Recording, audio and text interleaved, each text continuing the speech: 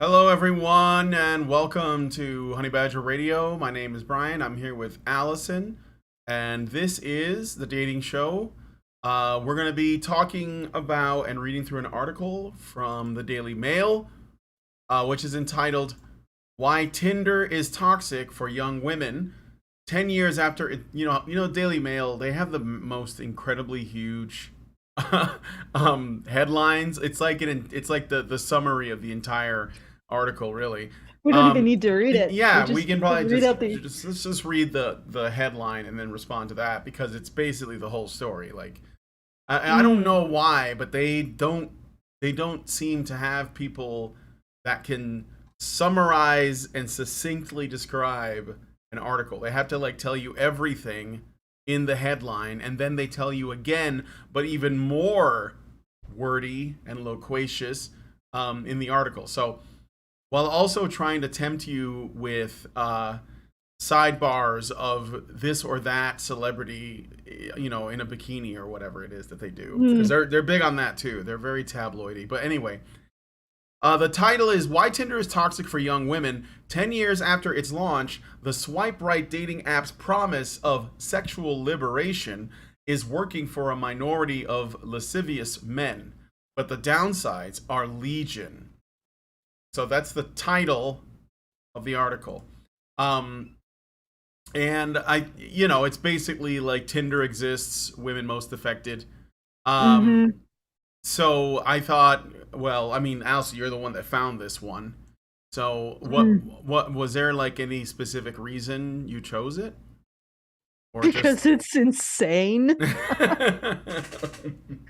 Oh, okay. Before we get into it, if you want to send us a message, please go to feedthebadger.com/just the tip, and we would get the full benefit of the amount you send because YouTube keeps taking more and more, and you get the full benefit of not being censored by YouTube or PayPal. So that is feedthebadger.com/just the tip. And this entire idea boggles my mind.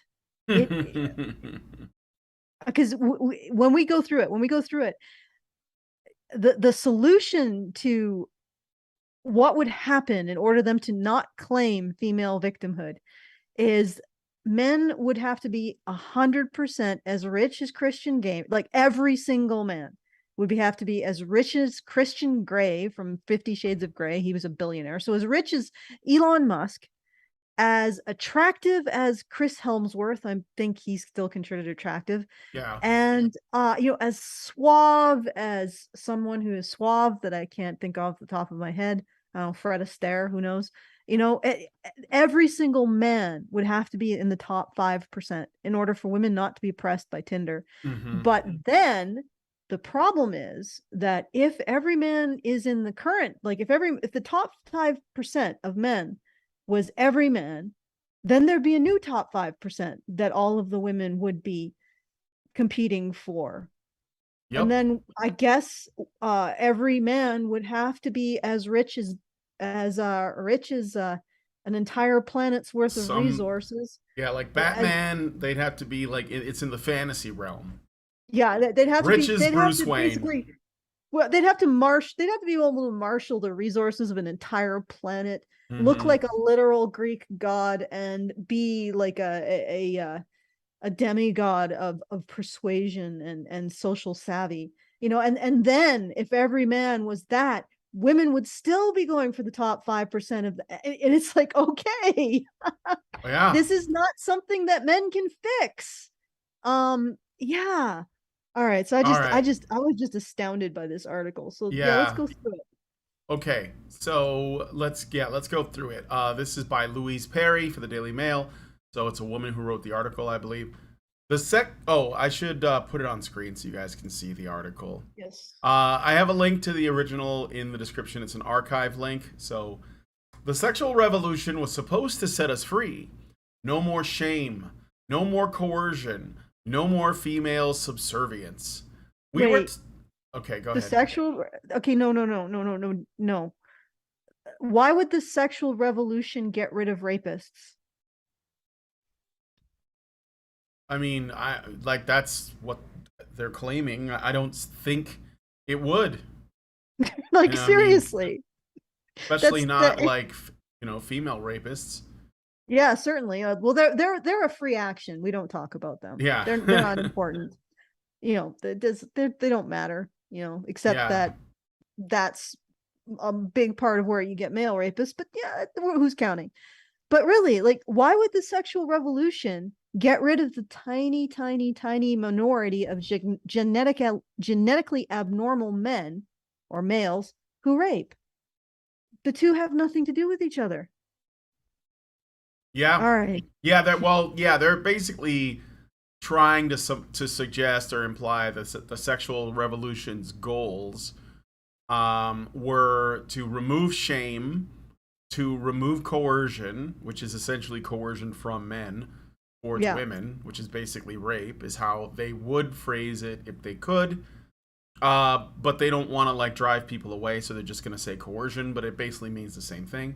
And no more female subservience. So even like women who want to be subservient or submissive or whatever, they're not doing that anymore. They're not supposed to want that, I guess. I don't know. Or at least they're saying that men shouldn't expect it from women. Again, this is all framed around men. Essentially what they mean is no women getting less from the experience than men, I guess. Or something like that. Yeah, maybe, yeah. Maybe. Or being asked to make sacrifices or something. Mm-hmm. We were told that a new culture of no strings attached sex would give women the opportunity to reveal or to revel in their sexual autonomy. Well, okay. I mean, it doesn't seem to have done that in a number of ways. So no, well, you see, the problem, Brian, is that men still presumably have the ability to withdraw consent. I mean, probably not in a legal sense, but men can say no to women, and that means that women don't really have sexual autonomy. Yes, of course. Go ahead. The problem that I see that these individuals writing articles like this are complaining about is that men exist and have their own opinions. And that violates women's autonomy. Absolutely. Like, I'm not. They're going to bring in rapists, which is irrelevant. They're going to say that Tinder is associated. Well, there is a number of genetically abnormal males in every generation, and females, presumably, although it hasn't been done into whether or not female rapists are genetically abnormal relative to other females, but the research has been done with males. And so there's always a certain number of them in every generation. And in every generation, they will go to the places where they can find vulnerable people. Before it's in bars or parties or Tinder. Like, so there's no association between Tinder and sexual abuse. You see what I'm saying, Brian? Yeah. It's just the newest way that people find each other. And like parasites, rapists, swim in the currents of how people hook up. Yeah. And in fact, like the existence of dating sites like Tinder only make it easier for predatory people to find other people. But you would think it would also make it ahead. Easier to identify too. Like, I mean, how difficult is it? I think that's sort of like the catch, because if these people are looking like probably the most dangerous people on Tinder are the ones that know how to market themselves to appear the most harmless, or even someone you'd want to be around, like you can, because I'm just saying, like, people can do that, and Tinder makes it easy because everyone within a certain age range and in a certain relationship situation. So, probably not a lot of married people on Tinder. Probably there are some. Well, you'd be surprised. No, I know. Probably there are some, but I mean, and that's okay, because that's, that could monogamy be is done. Yeah, monogamy is done. It's history. It's over. But but I do think that it's an environment where it's easier to run into people like that. Well, yeah, Um, because you're running into more people. yeah. But let's move on to the next Okay. paragraph. So, where was I? I used to We were believe. told. I used to believe that liberal narrative. As a younger woman, I looked at the hard-won achievements of the feminists who came before me, and assumed that this history was simple. A woman's lot was better than ever before, and it would only continue to improve. Now we had the pill and equal opportunities in the workplace. Nothing would stand in our way. So, Yeah, uh, let's just keep going. Let's keep yeah, go- we'll let's just keep going. However, I no longer believe that. The feminist achievements of our foremothers are immensely valuable and should never be rolled back. But the digital age has brought with it a host of new problems for young women, and we are now What a surprise. discovering, of course, yeah, this never ending almost. And we are It's now almost like discovering, society is arranged to discover and solve women's problems. yeah, which only causes women to find new problems. Yeah. Um, But the digital age has brought with it a host of new problems for young women, and we are now discovering that our supposed freedom has come with terrible costs. A failure to balance sexual freedom against other virtues like respect, restraint, and chivalry means we now find ourselves in thrall to the very worst of male sexuality. Okay. Ho. Whoa. All right. Freedom always comes with a cost. What, you think men weren't paying for the cost of their supposed freedom? Of course they were. The cost of freedom is being expendable to a certain degree. Like, if people are going to allow you your freedom, they're going to have to accept that you may die from that freedom, that you may be seriously harmed in pursuing your freedom. Like, where does this come from that freedom has no cost? Well, that's the thing. Like, I was just going to say, this is the female version of freedom, or maybe the feminist version of freedom. I'm going to go ahead and just say it's probably more in line with the female version of freedom. And this goes back to what we've talked about before. I actually talked with Lindsay about that this morning.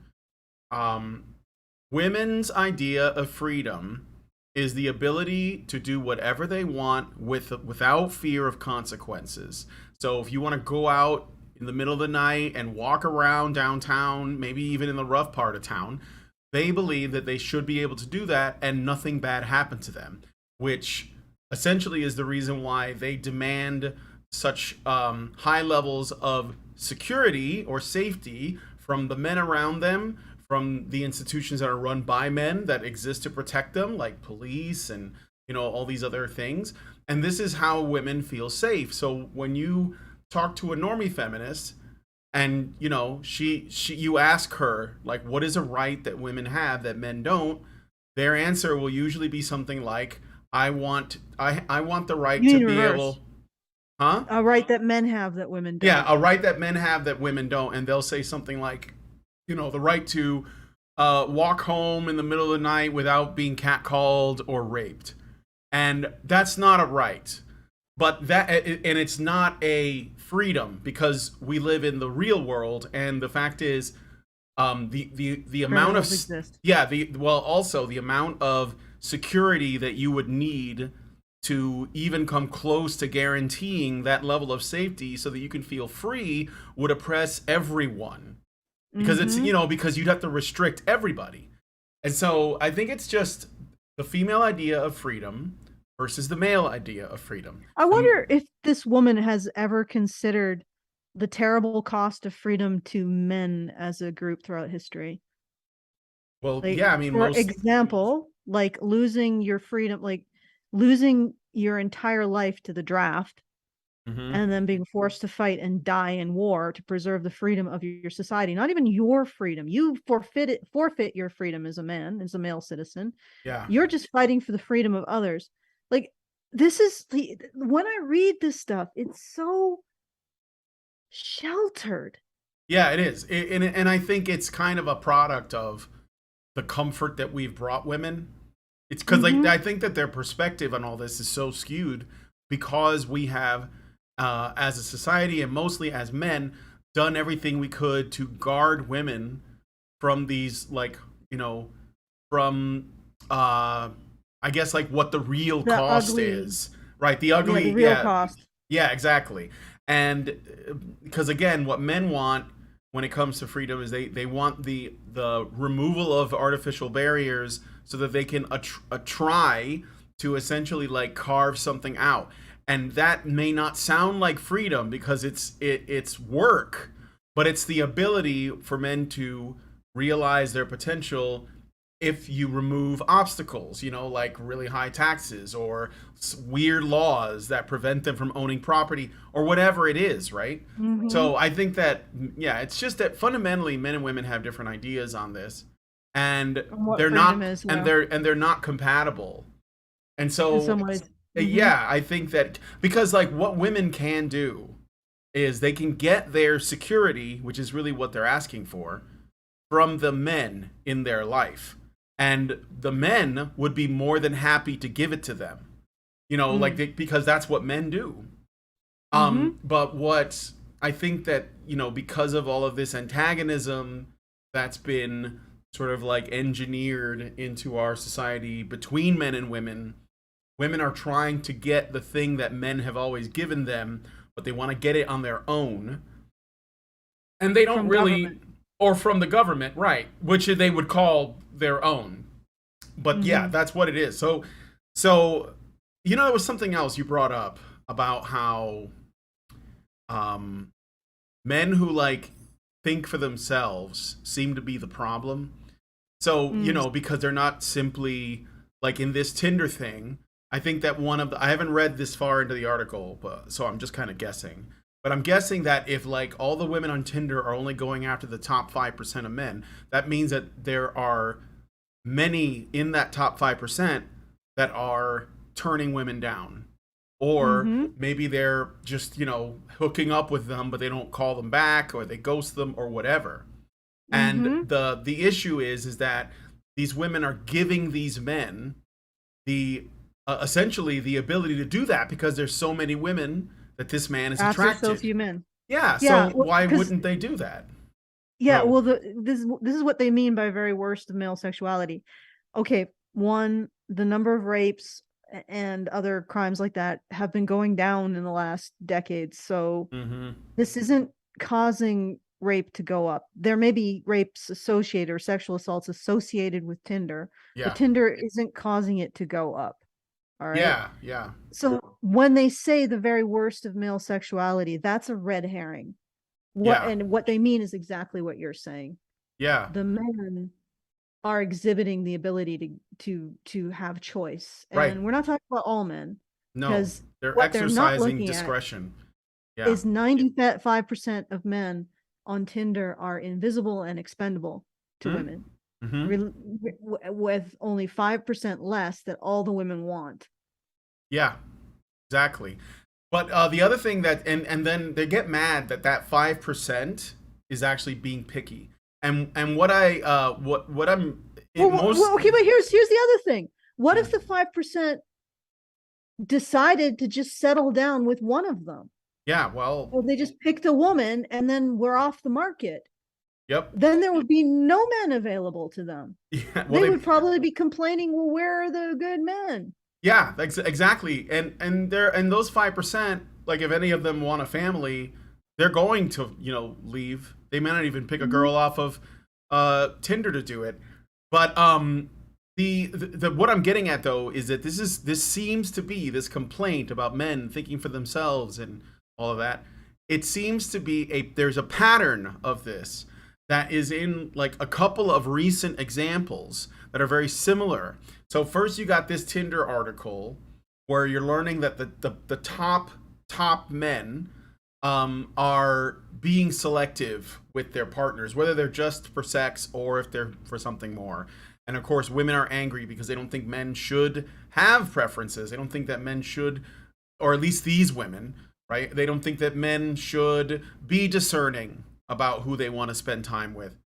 But this is also happening in other spheres at the same time. So we have already talked about how how much the sort of mainstream internet hates Andrew Tate, and the men who like him are following him because he gives them that same kind of sense that, you know, as a man, I can choose who I want to associate with. I don't have to settle. I can, you know, work on myself, basically think for myself, be my own person, right? This is the majority of what his message is that other men like.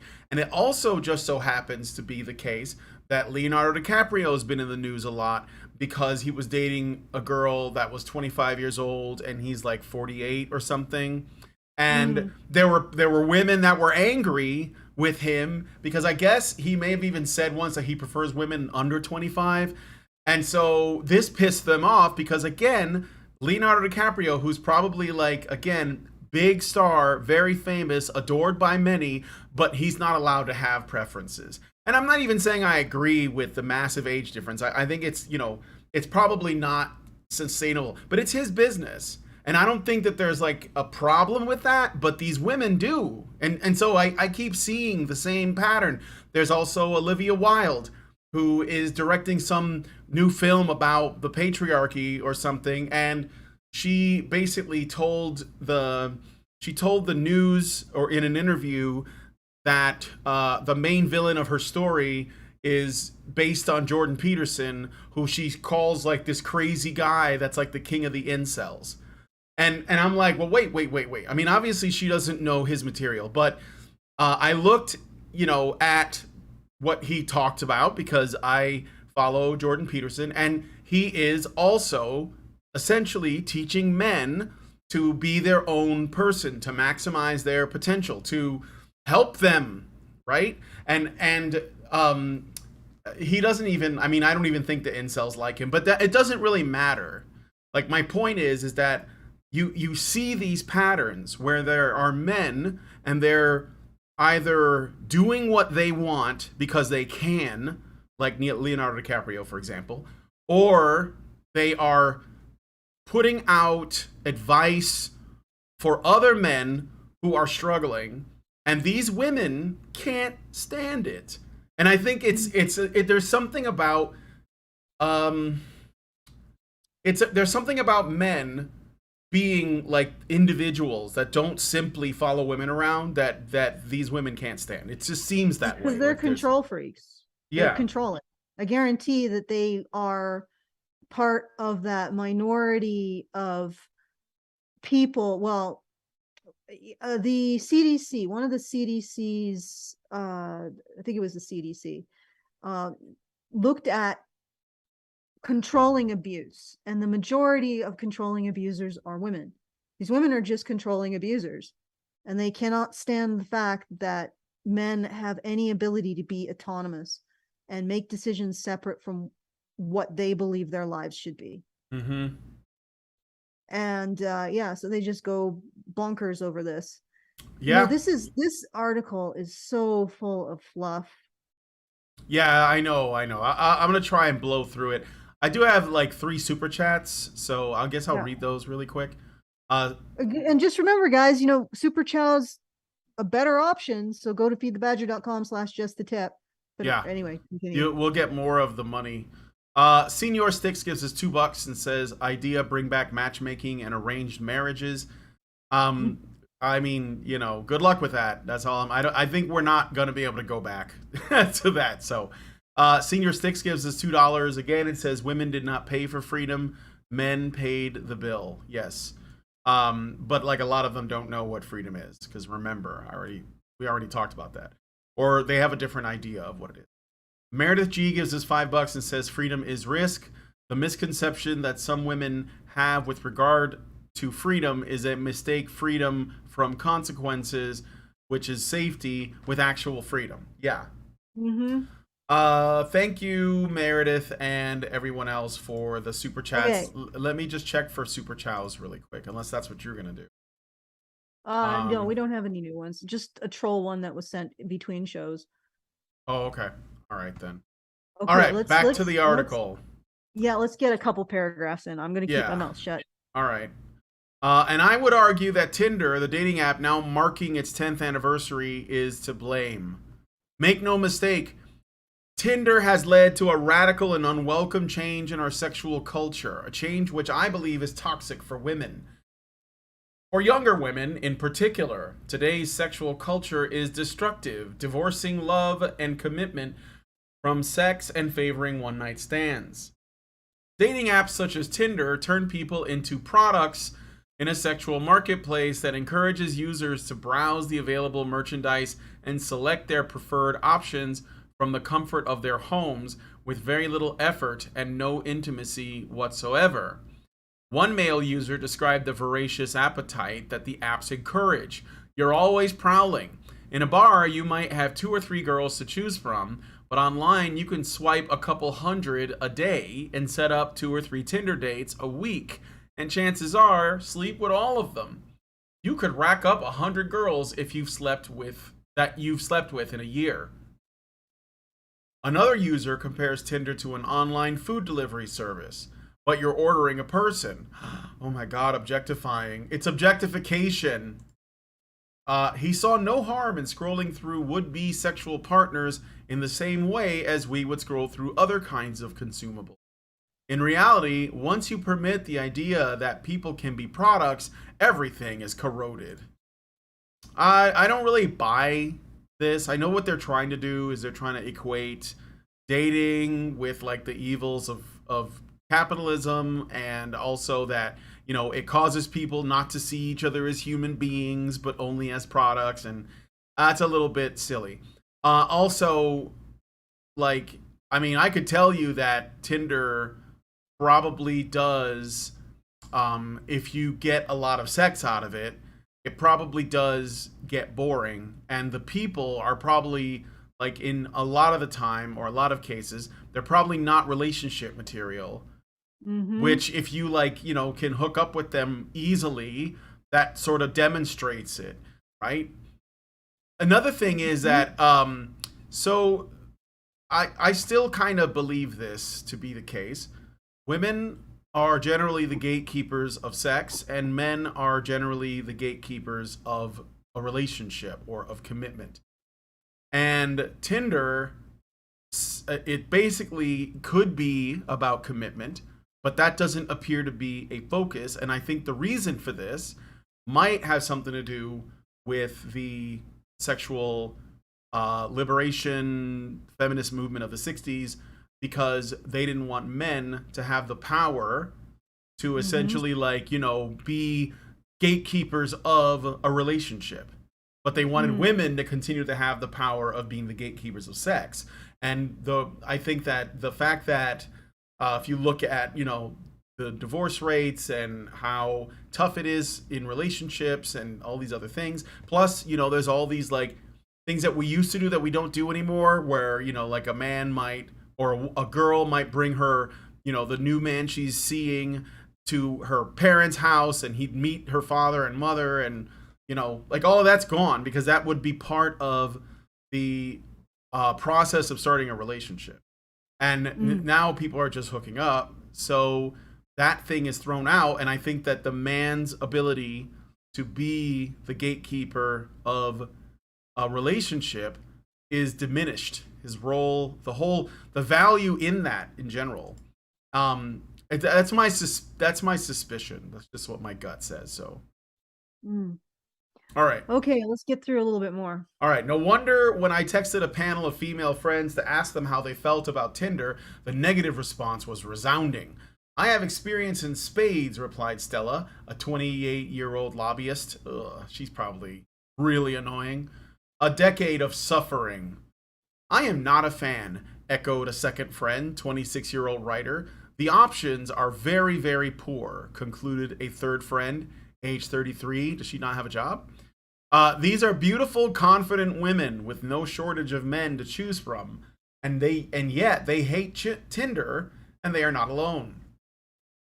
Tinder is estimated to be worth $42 billion, and yet, according to one recent survey, it also causes its users more misery than almost any other app.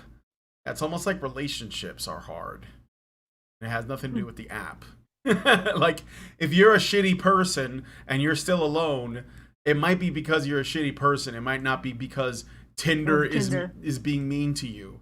Like this is like the one of the most popular clips of Jordan Peterson that's been going around lately is like him talking to he was doing an interview and he talks a little bit about incels and he says something that I think is kind of callous but I understand why, which is to say, you know, if you're having trouble with all these women, it might not be the women.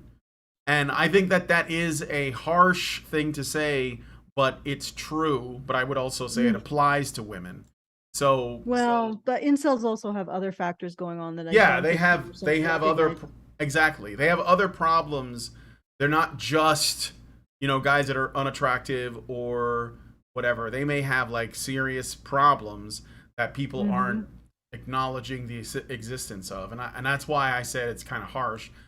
But the the point is I think that some of this introspection would probably be good for women as well. Mm. Um so Tinder, There yeah, is a so, well, go there ahead, is go a ahead. vast. Do you want me to read a few paragraphs? Sure. There's a vast and depressing lacuna. I don't What? know. Lacuna, A, somebody trying to be fancy with the words. I remember the band Lacuna lacuna? Coil. Um Like, is let me this see, what is that? unfilled space Yeah, or it's an interval unfilled space or gap, yeah. Okay. between what it offers and what it actually delivers? In the decades since Tinder arrived on the scene, the dating landscape has changed almost beyond recognition. At the age of 30, I'm just about old enough, oh God, to remember when meeting up with a stranger from the internet was regarded as dangerous and creepy. But there's no denying that dating apps offer an unprecedented degree of choice, and sometimes swiping right, that is accepting a match, can lead to a happily ever after. In fact, several of my friends are now in relationships with people they met online, and some of them have even married. But there's a, okay, why aren't we interviewing them and Right. asking Why aren't these we women finding about what them? they did right? What percentage of people that you're going to meet on Tinder do you think should end in marriage? Like Exactly. how many relationships, regardless of where they start them, end Yeah, successfully or like become successful, like they end in marriage? that's a good point. But there's a dark side to the Tinder revolution. The turn towards a colder, more anonymous, and fiercely competitive dating culture has left almost everyone worse off. Women, most of all. Of course it's women most of all. Of course it is. I think I think if any of these mainstream publications or media outlets actually, could you imagine if they had an article in which they didn't conclude that women had it worse off? Like, I'm pretty sure that would be a sign of the apocalypse. You I'm sure. imagine? And men, Yeah, most of all, men have it worse. Most of all. My God, that would be like, yeah, we're heading into the, you know, that's like the what is it? The breaking of the seventh seal right there. I think what it is that I think that the audience that is most likely to read these articles are women. And Mm-hmm. so they're just telling women what they think women want to hear. And I think that women do want to hear it. Like if they have any problems in their life, they want someone to come to them and tell them it's not their fault. And Yeah, but what's okay? I I understand that, yeah. but it's that is the most helpless proposition. Yeah, it is. Don't you want to know what you can change in order to have a good outcome? Because you're gonna have a shitty outcome. You know, Right. like, do you care about having a shitty outcome, or do you prefer the flattery that you're not to I blame? think I think they prefer the flattery. That's kind So of what I'm you're getting. like, okay, all right. Well, then obviously this isn't the worst thing that could happen to women. The worst thing that could happen to women is people would tell them, okay, this is why that you're this cause and effect. These are the actions you're taking to get these negative outcomes. That Hmm. would be the worst thing to happen to It women would is be to them because they they'd wouldn't. explode in Yeah, a puff of logic. they'd say, "How could you say that? I have friends that like me, even I, if it has nothing to do with what we're talking I about." No, know. I know. I think So it's tough because again, um, maybe that goes back to the thing we were talking about with women's version of freedom because it's like one of the things that feminists are always trying to be free of is judgment so that no matter well, what and they yet do, the funny thing is they try to be free of judgment, and yet what are they doing constantly is judging. Yeah, they are. Yeah. I mean, they don't All think right. it's the same, but that yeah, they totally do it. I Um, argue I go argue ahead. in my book, The Case Against the Sexual Revolution, that for many women, oh God, how many times are we going to have books? It's like, okay, I'm old enough to know. She says, I'm old enough to know when having a date with somebody off the internet was creepy. I'm old enough to know the last time they published a book about how the sexual revolution is bad for women. Actually, many waves of publishing books about how the sexual revolution is bad for women, and also conservatism is bad for women, and monogamy is bad for women, and Christian marriage is bad for women. You know Polygamy. what it is? Polygamy is bad for women. Everything is bad. You know what, ladies? You might as well just not exist, because the world hates you and wants to kill you and Hmm. wants you to be miserable. And there's Hmm. just nothing in it for you. I argue in my book, The Case Against the Sexual Revolution, that for many women, perhaps a sizable majority, the sexual freedom offered by the social transformation of the 1960s has spectacularly backfired. Nowhere is this more obvious than on the likes of Tinder, which supposedly offers choice, freedom, and fun, but in fact makes most users utterly miserable. You know that, lady, 10, 15 years ago, I remember sitting down in a doctor's office and reading an article from like a conservative science magazine about how the hookup culture is bad for women. And then I went and I read online a feminist article about how the hookup culture is bad for women. This isn't a new thought. Like I'm not even exaggerating. Everything is bad for women. Everything. Yep. Existence is bad for women because God hates women. Of course he does. Nowhere. He made them from a Under- rib, Allison. It was an afterthought, yeah, but clearly. ribs are delicious. Yeah, if you're eating them, but not if you have to like hang out with them in the garden. To understand why, we have to take a close look at the way these apps work. Their success and their special peril lies in the ability to offer a huge pool of potential matches within a local area, particularly in large cities containing thousands of singletons.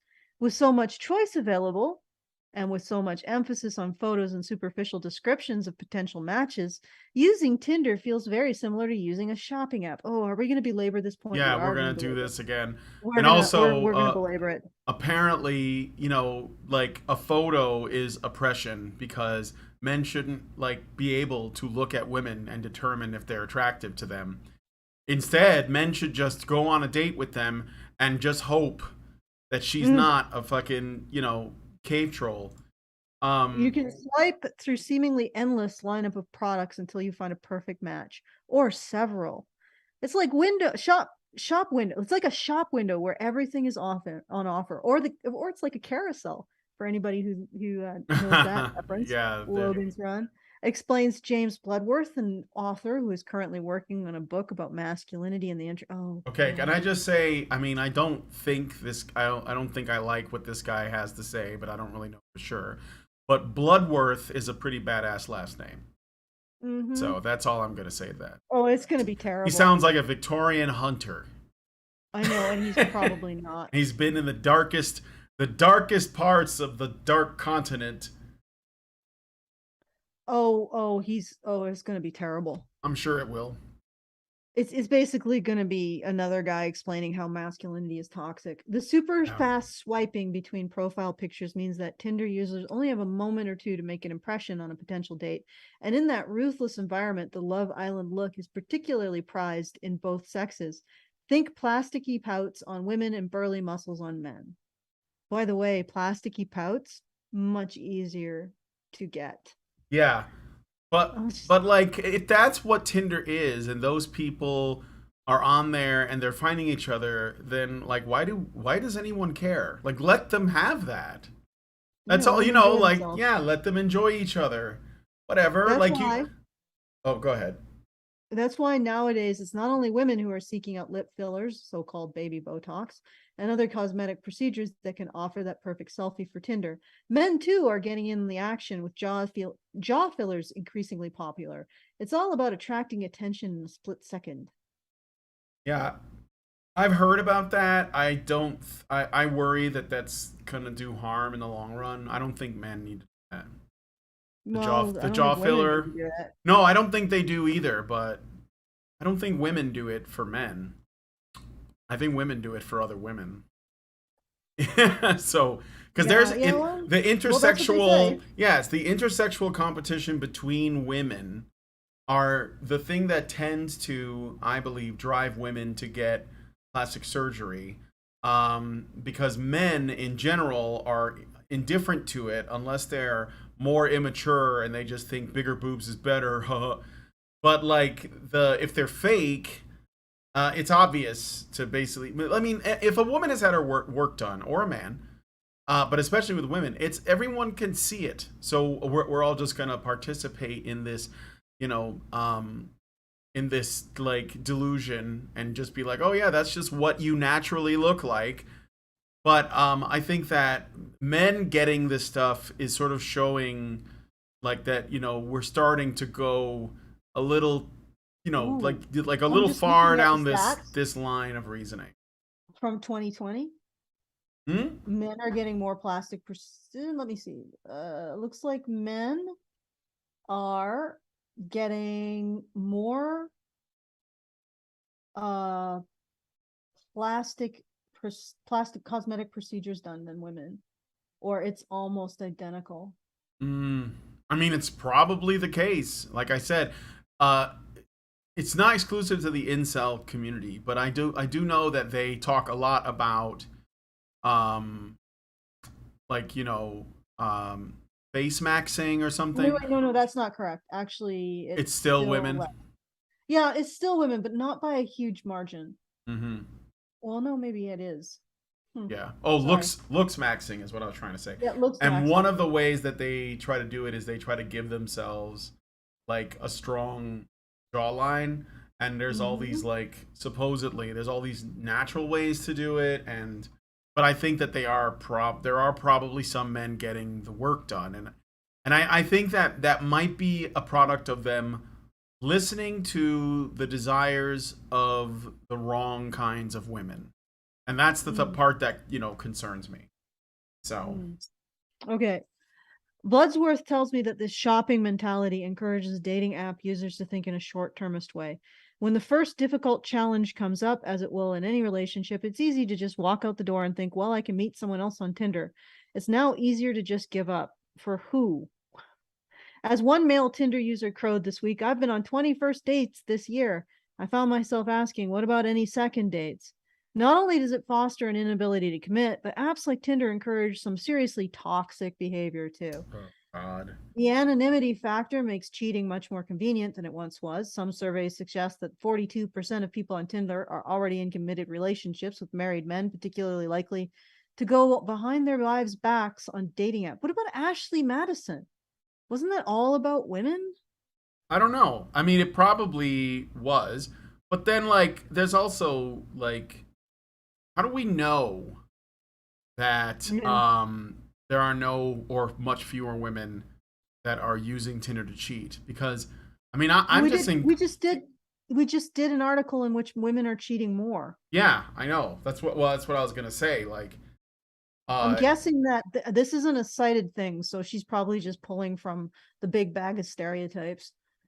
yeah, I would say that the likelihood of someone cheating boils down to like their willingness to do it, probably the primary thing, and the opportunity to do it. That's it. So that could be men or women, and women probably get more opportunities because they're men generally. Um, they swipe right on basically like almost anyone with a pulse, and women are more selective, but they're going to get more matches. Mm-hmm. So I mean, I don't know for sure. I'm just saying like this doesn't sound like a male thing. I think that this is Mm. just like people who are cheaters, and women cheat too, and that's a shame, Mm. but it is what it is. Yeah. Um, all right, we can continue. You want me to do Okay. it? Uh, With a huge pool of strangers to choose from online, would-be cheaters can easily seek out a new partner who has no connection with them whatsoever, meaning that they're unlikely to get caught. Psychologist Rob Henderson explains that Tinder users have been found to score higher than average in the dark triad traits: narcissism, Machiavellianism, and sociopathy. This is probably because the app provides the perfect environment for unfaithful partners to pursue affairs. Yeah. In other words, there really are more bad characters on Tinder than elsewhere. What's more, the different ways that men and women behave on dating apps produce some perverse outcomes. In fact, it's this factor more than any other that is driving the trend for a more masculine and ruthless style of dating. Why? Oh, really? Is that so? So Is masculine that so? dating is ruthless. A type of dating that, and really, you know what? I will save it. It's all a result of what social scientists term hypergamy, the desire, sometimes unconscious, to seek out a partner who's of higher status. Women are much more likely than men to prioritize hypergamy in dating, and when you have a huge pool of partners to choose from, the results can be extreme. What this all means in practice is that women on apps like Tinder find themselves competing for the richest, tallest, best-looking men, while the less attractive men are ignored. So this is the trend for a more masculine and ruthless style of dating. So this behavior, hypergamy, is now being coded masculine by this woman. Yep. Because we got to keep everything bad about humans as masculine. The top 10% of men on Tinder, ranked in terms of looks, are attracting almost 30% of the likes from women. Meanwhile, less attractive men are getting very little attention at all. Actually, it's more like 5%, but who's counting? Henderson describes how this plays out among his male friends. I have a friend from college, a good-looking guy. He showed me how many women he's matched with, more than 21,000. Tinder actually identifies him as a valuable user early on and gave him free perks and upgrades. I have another friend, doesn't have the pictures on his profiles, but not a bad-looking dude. Doesn't have the best pictures on his profile, but not a bad-looking guy. Over roughly the same period of time as my other friend, he has matched with 7 women. Okay, so essentially what Tinder does is it attracts really attractive men, gives them preferential treatment and serves them up to women who otherwise probably would never have access to them. And that is oppression of women. Mm-hmm. The men who can attract hundreds or even thousands of women are only people who have really benefited from the Tinder revolution. The men who can attract hundreds or even thousands of women are the only people who have really benefited from the Tinder revolution, not the women who can have sex with men who are more attractive than them. Like, would we even dare say this the other way around? No. Tinder is an app in which the average man can have sex with women who are 9s and 10s. Boy, men are oppressed by Tinder. So many options. So many options available to them. They're like bratish children set loose in a sweet shop. It's no surprise that this minority of men now feel empowered to behave badly. Well, shucks. How are you going to change this? Like, this minority of men is empowered to behave badly because they have 60% of women after them. What do they even mean by behave badly? Is he just saying, they're having sex with them and they're not calling back? Isn't it likely that those guys would make that clear in their bio? I think they usually do, because it's probably like a good idea, because if you're like a man and you have a Tinder profile and you're one of these 5% guys or whatever, and you take a girl out on a date and you take her to your place, you guys have sex, and then you kick her out in the morning. That's bad treatment. It is bad treatment, yeah, but but that's what they're saying is bad. Yeah, that's what they're claiming. But if when you were on the date or even on your profile, it says, look, I'm not looking for anything serious, right? If you don't put that in there, then you could be opening yourself up to massive problems, especially if she's angry that you ghosted her. So I think that the average man is probably going to put, if all he's looking for is if all he was looking for was hookups, he would probably make that clear right off the bat, because he wouldn't want to get accused of something. that could destroy his life if he doesn't give her what she wants, because women can still do that. So why would men be intentionally deceitful, use a woman sexually, and then burn her, and also not expect any potential consequences? I don't think that's really believable. I think that, more likely men are going to tell women up front, this is just tonight or whatever, if that is actually what they want. And I think that in many cases women are like, well, sure, but I think I can essentially like make him fall in love with me or something. And so they go ahead and they go along with it anyway. Or they have this, idea that if they sleep with a man, then they can date the man. But yeah. Yeah, I mean, well, here's the other thing. If you're just swiping right on his looks alone, why do you expect anything more than sex? All of the women I spoke to had nasty stories to share, from men who would send them explicit images to others who would start conversation with a shocking sexual suggestion. The culture encourages everything from the boorish, treating women like trophies, for example, to the downright criminal. No, it doesn't. It just is another spawning ground because it's where people are meeting. Criminal? In the Devon and Cornwall alone, there have been more than 100 reported rape, stalking, and violence linked to Tinder. That doesn't, anyway. And the problem is that these men have all the power. Yes, because women are all going after the same men. I mean, how are you going to change that? They have the power of selection. That's really the only power they have. Unless you make more men attractive to women, or I don't know, make it so that these men can't have choice. Yeah. Women are vying with each other for the attention of the most attractive minority of men, which means that the pressure is on to give these men what they want. If you are not prepared, for instance, to sleep with a man on the first date, he can easily find a new woman who will. And the culture of casual sex is a disaster for women, not only because it leaves them feeling disrespected and used, but because it can lead to dangerous situations. Again, Tinder is an app that gives the average woman access to men significantly more attractive than her to sleep with. That's oppression. Yeah.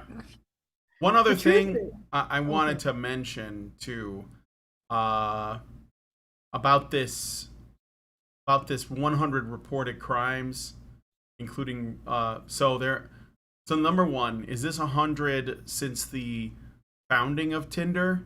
Is this like from like 10 years? Yeah, like however long it's been around.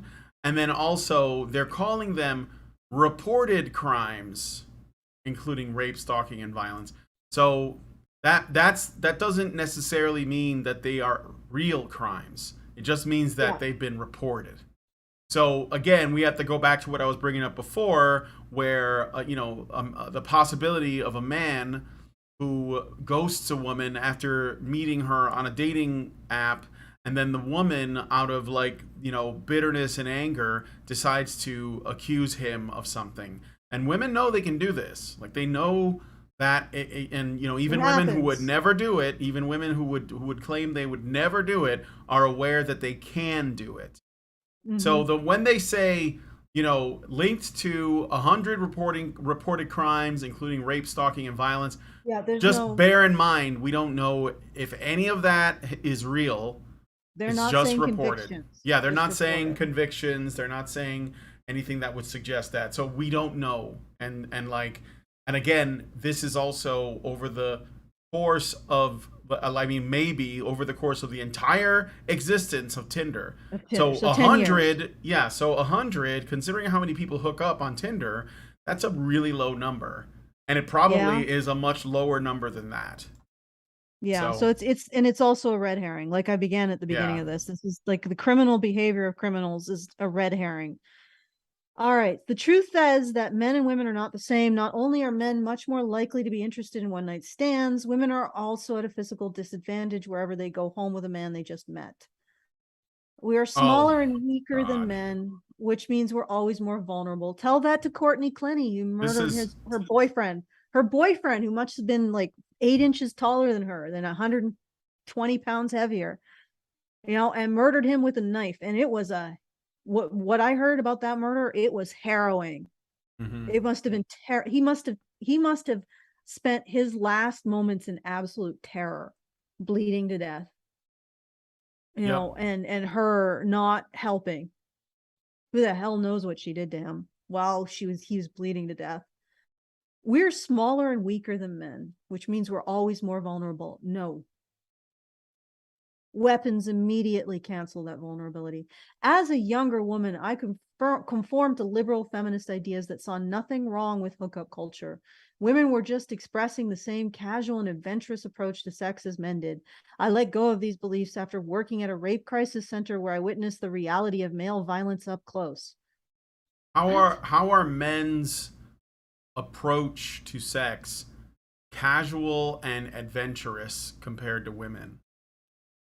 I mean, I guess, like, I don't know what that means. What the hell is she talking? No, actually, what's really worse is she's equating, again, the abnormal subset of males, bringing in the genetics again.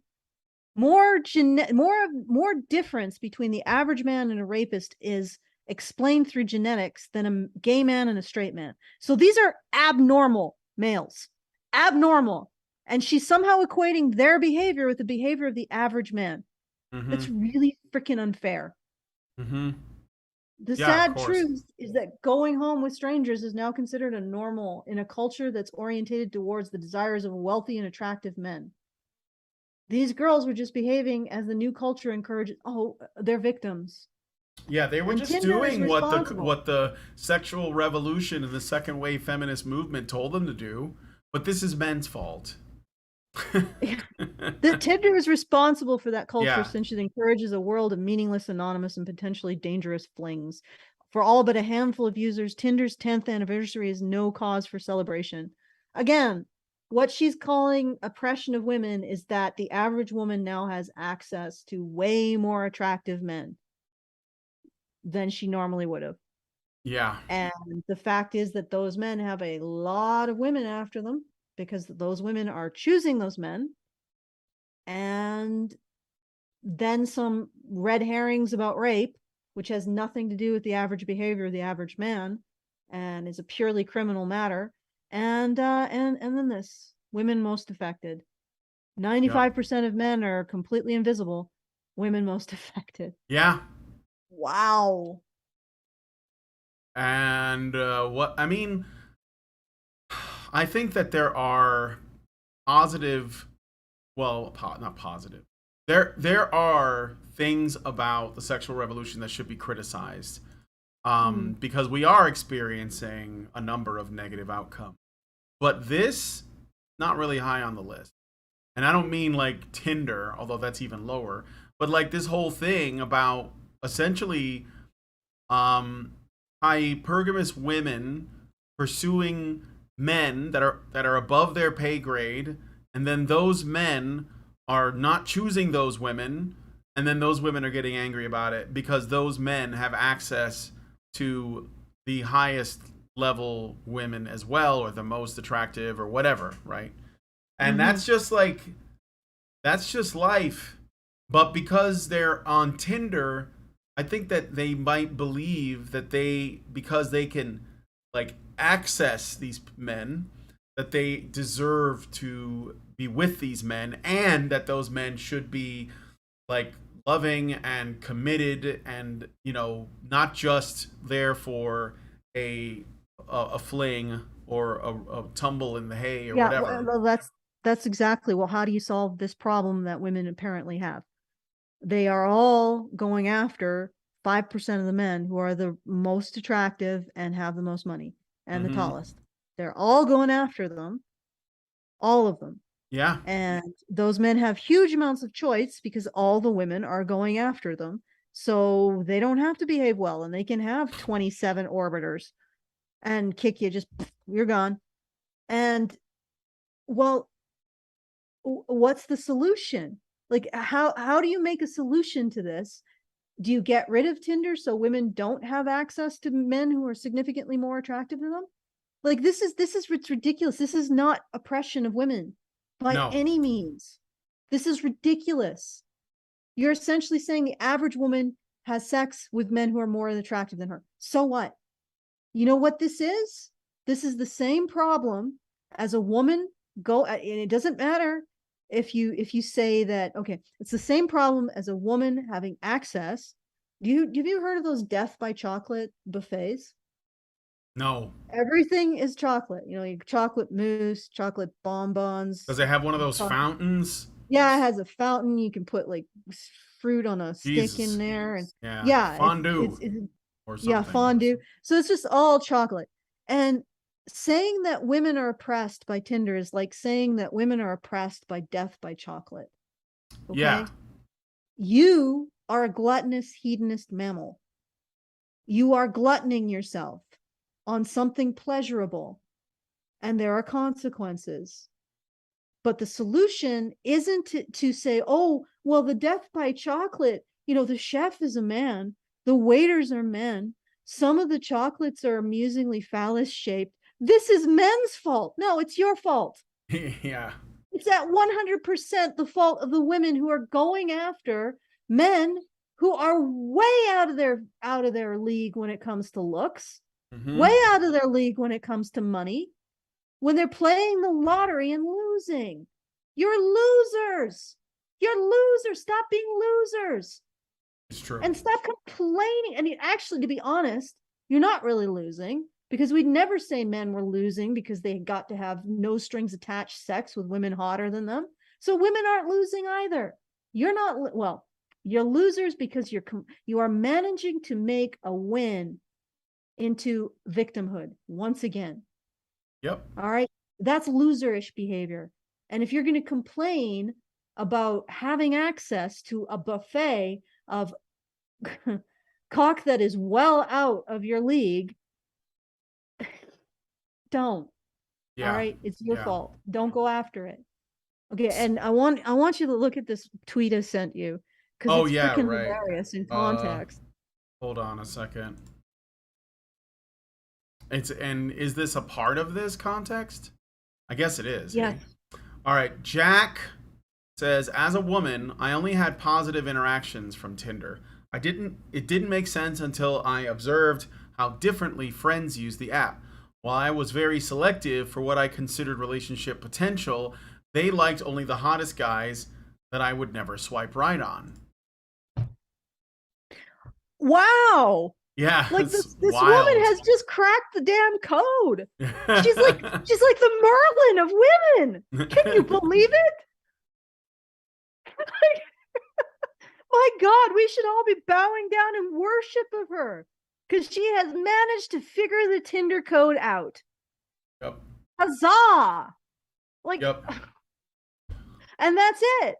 Like, here's the thing. Here, your little chimpy brains. Listen up, ladies. Don't go after the gigantic buffet of chocolate if you don't want to gain 10 pounds on your ass. Go after the cottage cheese and those disgusting crackers, right? And don't complain to anyone when you find yourself gobbling down cock that is out of your league, and that cock doesn't want to stick around because he's out of your league. Learn to have some discipline. Yep. Learn to, like this one, like Merlin here. The female Merlin here. Learn to use some wisdom, and don't just follow your animal instincts wherever they want to go. And no, you're not a victim. Yeah. Not in the slightest. Unless you want to consider yourself a victim of your own poor choices. But yeah, like here's the whole mystery. I have seen article after article after article trying to figure this shit out.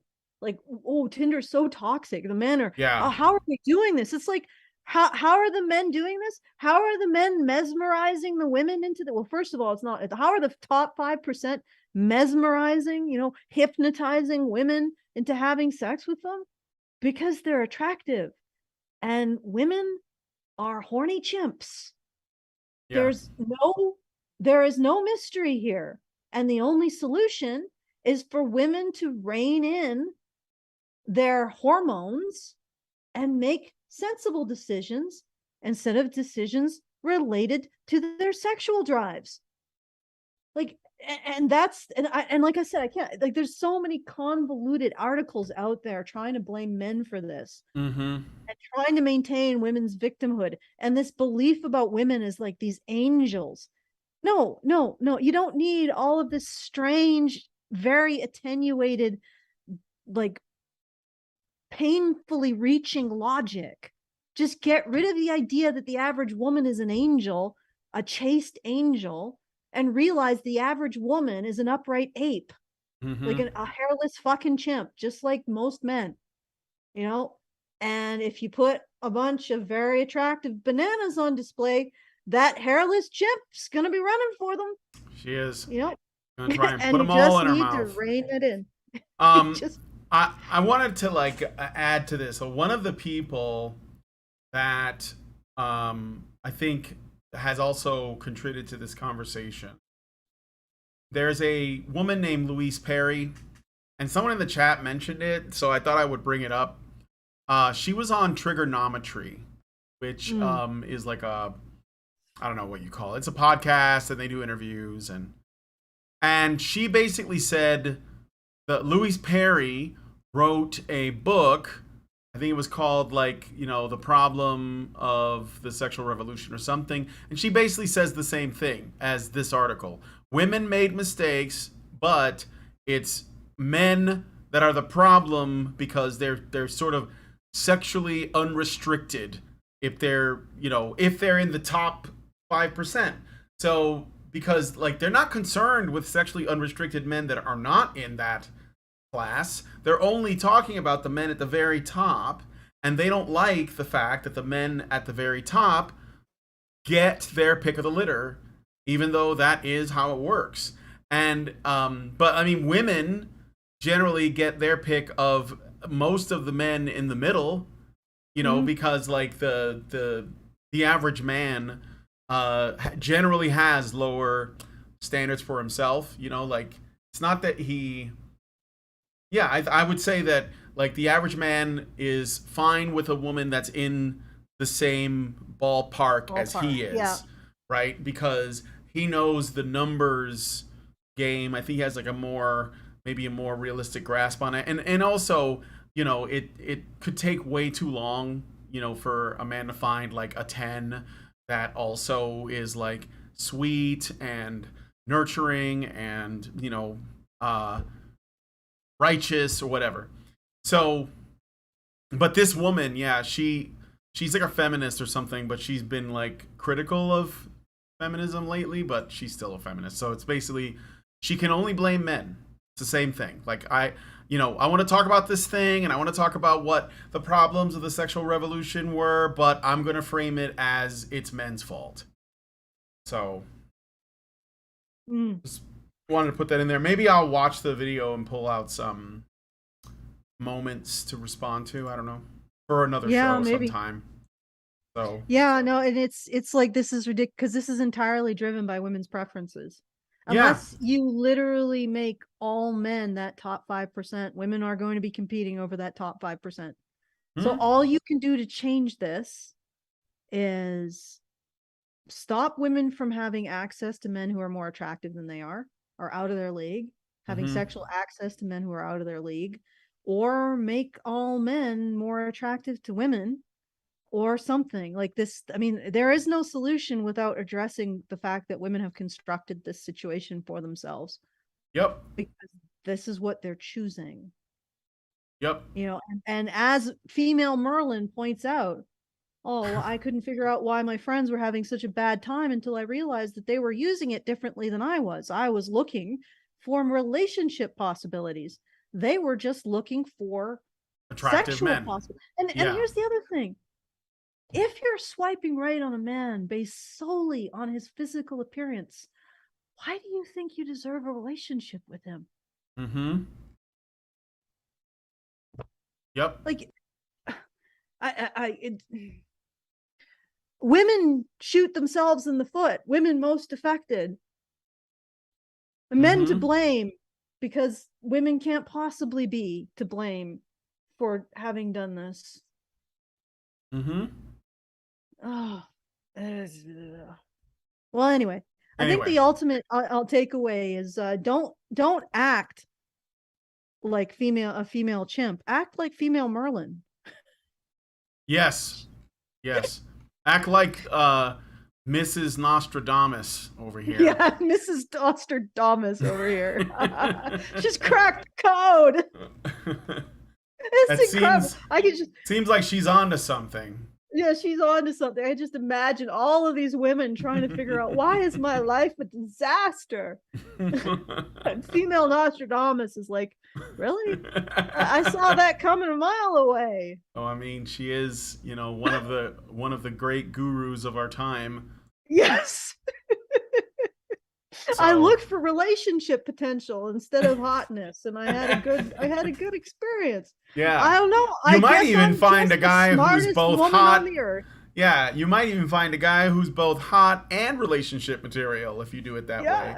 At the same time. What she's finding. Yeah. I assume that's what she's finding since she's having pleasant experiences on Tinder. But she might just be the smartest woman in the world. Like the guy who's the what is it? The most intriguing man? Yeah, the most interesting man in the world. Yeah. We have located the smartest woman in the world. Yeah. God damn. Well, maybe we should do a series like the smartest woman in the world.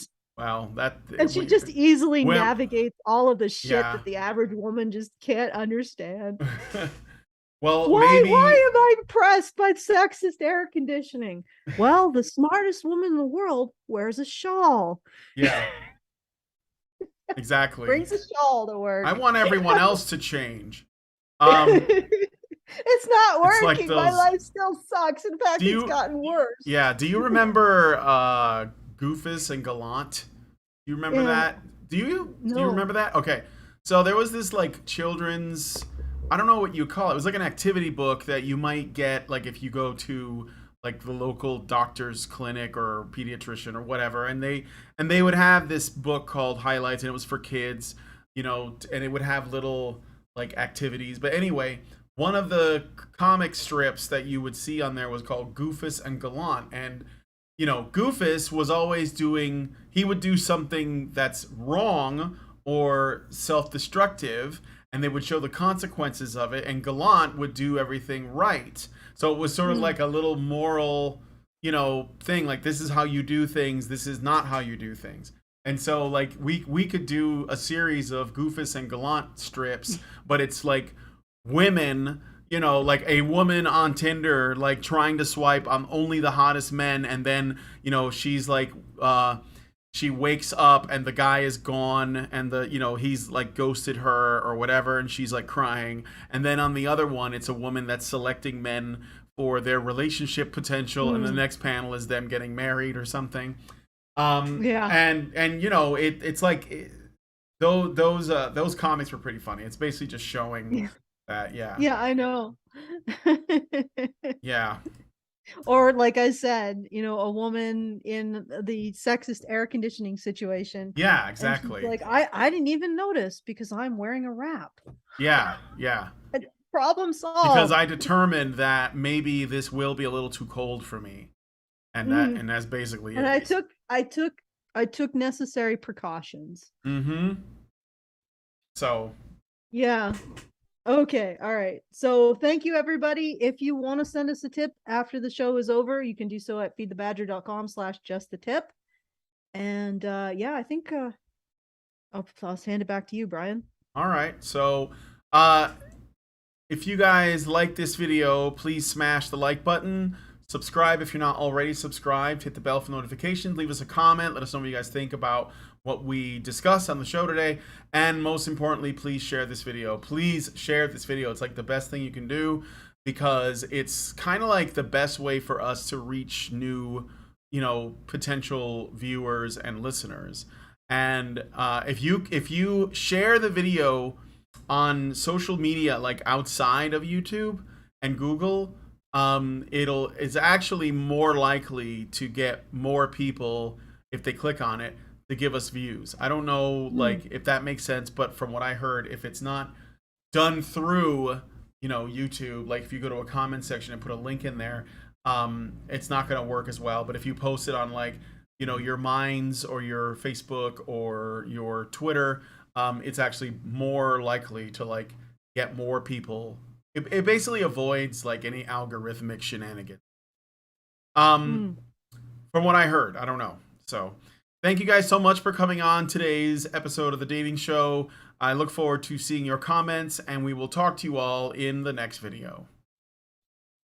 Men's rights activists are machines, dude. Okay? They are literal machines. They are talking point machines. They are impossible to fucking deal with, especially if you have like a couple dudes who have good memory on top of that too.